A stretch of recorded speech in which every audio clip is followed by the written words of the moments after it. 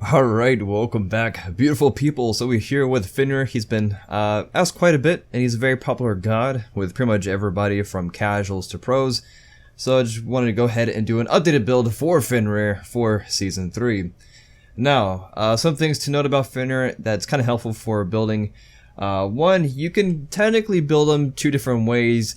Some people love to do the attack speed FENRIR. I like to play with it sometimes, but I don't know a good solid build for an attack speed FENRIR. So if you do know that works for you, please feel free to let us know in the comment section below. I should be covering the basic meta build for a power / bruiser FENRIR, as he's most often played. And that's pretty much it. He does have pretty good scalings as far as physical power into abilities. So we're pretty much looking to just build physical power, and as well as he's majority an ability-based hunter, so things to look forward to is trying to build some type of cooldown reduction, like Yon's Wrath, mostly paired up with Breastplate of Valor. Anyway, that's what I do, and that's what a lot of other people do. So let's get right into actually building FENRIR, starting with Conquest. If you're playing FENRIR and Conquest, more than likely probably joining. If so, as always, go and bum us.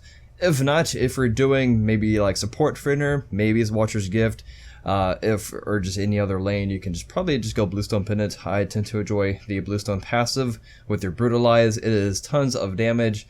If you're just looking for maybe like an auto tag build, then probably Death Soul.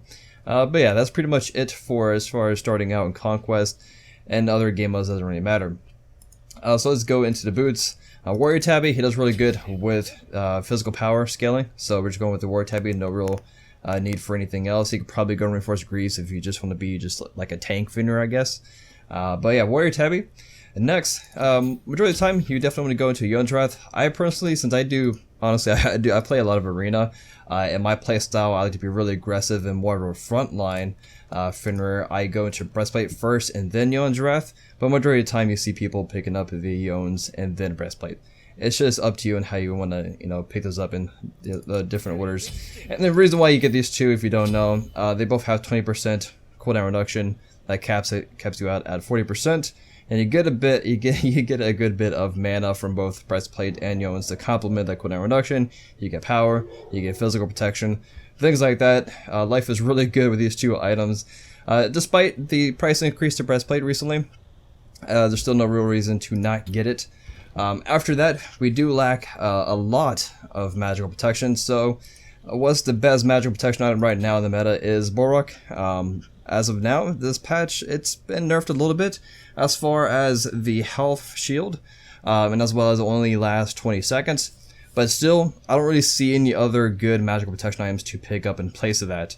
If you want something that does both, you would probably not pick up Breastplate and instead go into the Hide the Urchin and start building up those stacks. That gives you both physical and magical up to around 65, I believe. Yeah, and you get some HP. So you can go that route if you don't want to spend your time on two different items. But majority of the time, still Borok, even though it lasts 20 seconds.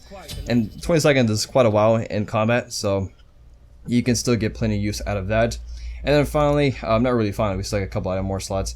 We do need more penetration if we're looking to do more power. Yes, when you do press 2, you get like 50 power. It's like 50 power, isn't it? 70 physical power, good lord.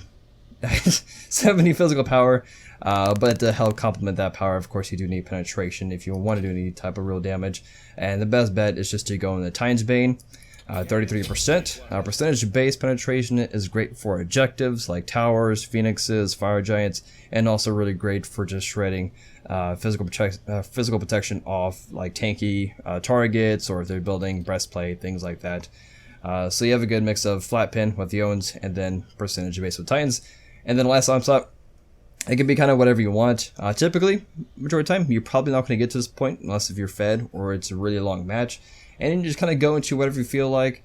Normally, you would go into Spirit Robe, but you'd be overcapping on cooldown reduction by 10%. If you don't mind overcapping, this is a fairly decent item, not too expensive, provides protection for both physical and magical, and the passive is really good just to be in the team fights, things like that. If you want like a really nice power spike, just for giggles, you can just go into Transcendence. As we have now, 110 physical power. You pick up Transcendence with no stacks, 195. I mean, that's a good power spike. if you don't really care about stacks. The reason why it's pretty good without stacks is because the passive is just based off mana. So you're level 20 in near the end game, and you get plenty of mana per level. Or you can get another pretty popular item, which is the Stone Cutting Sword, increased movement speed, which is always great. A lot of physical power, which FENRIR does really well with. And the passive, it's basically like old Executioner. You just use your basic attacks, you shred flat protections, and you end up stealing those protections with the Stone Cutting Sword up to 3 stacks. So 30 extra physical protections. You can always play around with that, or Frostbound if you want to stick to targets, things like that. You can have fun with your last item slot. That doesn't really matter too much. As far as relics, I like to do this, and sometimes other people like to do this. It's just go into a blink. This way, you're far less predictable on when you're going to go ulti, so you can just like blink through a wall and then ulti, bite somebody, and just kind of do that instead of having to jump in. People can kind of see you jumping in, but you can just play around with the blink.